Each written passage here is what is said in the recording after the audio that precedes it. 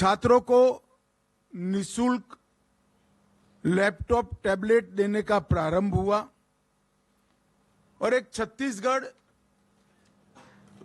बिजली के अकाल से हमेशा पीड़ित था, वो पावर सरप्लस स्टेट बनाने का काम भी भारतीय जनता पार्टी ने किया। इसके साथ साथ पावर हब, सीमेंट मैन्युफैक्चरिंग का हब, इस्पात मैन्युफैक्चरिंग का हब, एल्यूमिनियम मैन्युफैक्चरिंग का हब, हेल्थ केयर की अच्छी सुविधाएं और डिजिटल क्रांति की शुरुआत भी भारतीय जनता पार्टी के शासन में हुई। आदिवासी अंचल जहां एक कॉलेज स्थापना भी बड़ा दिक्कत था, सरगुजा और बस्तर में 2 नए विश्वविद्यालय बनाने का काम भारतीय जनता पार्टी ने किया और दंतेवाड़ा जैसे सुदूर क्षेत्र में भी शिक्षा के नए मानांक गढ़ने का काम रमन सिंह के नेतृत्व में भारतीय जनता पार्टी ने किया। उसी कालखंड में 2 मेडिकल कॉलेज से वहां से बढ़ाकर हमने 15 तक पहुंचाए। मेडिकल के विद्यार्थियों की सीटों की उपलब्धि 100 से बढ़ाकर 1100 तक ले गए। इंजीनियरिंग कॉलेज 14 से बढ़ाकर 50 तक ले गए। पॉलिटेक्निक कॉलेज 10 से बढ़ाकर 51 तक ले गए। आईटीआई 61 से बढ़ाकर 176 तक ले गए।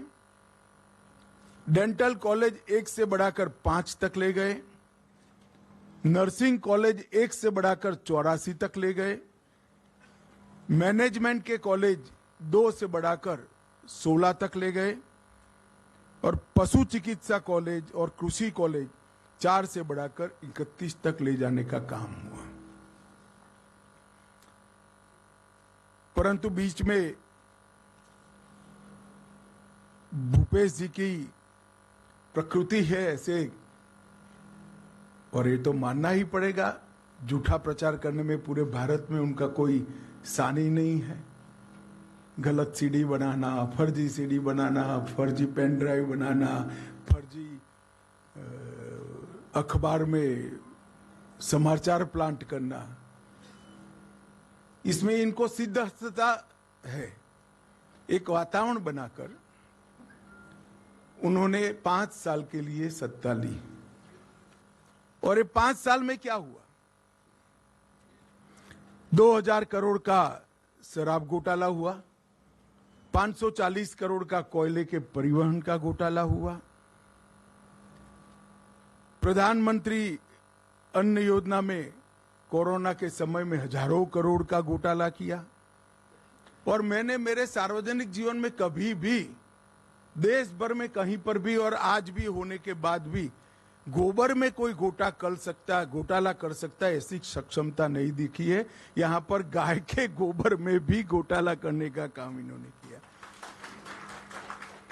1300 करोड़ का गोठान घोटाला किया, 600 करोड़ का पीडीएस घोटाला, 5000 करोड़ का अभी तो शुरुआती जांच है महादेव ऐप का घोटाला, जिनके कारण उनकी नींद उड़ी हुई है।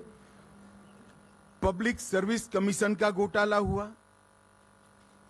प्रधानमंत्री जी ने गरीब आदिवासियों के विकास के लिए खदान से जो खनिज बाहर आता है, इसका एक हिस्सा डिस्ट्रिक्ट मिनरल फंड के लिए बनाया। इसमें से भी 700 करोड़ रुपए सरकार चाऊ कर गई।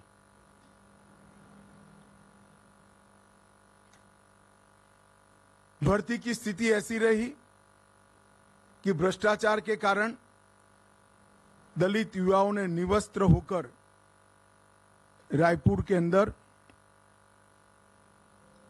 जुलूस निकालना पड़ा, निवस्त्र जुलूस निकालना पड़ा। फिर भी इनको जरा भी शर्म नहीं आती है और बड़े धड़ल्ले से विश्वास के साथ कहते हैं कि हमने विकास के काम किए हैं, हमने प्रगति की है। प्रगति तो हुई है मगर भ्रष्टाचार में प्रगति हुई है। मित्रों, 5 साल के अंदर कानून और व्यवस्था के मुद्दे पर ये सरकार फिसड्डी साबित हुई है। 300 से ज्यादा वादे जो किए थे वो पूरे न करने वाली, ये वादा खिलाफी करने वाली सरकार है।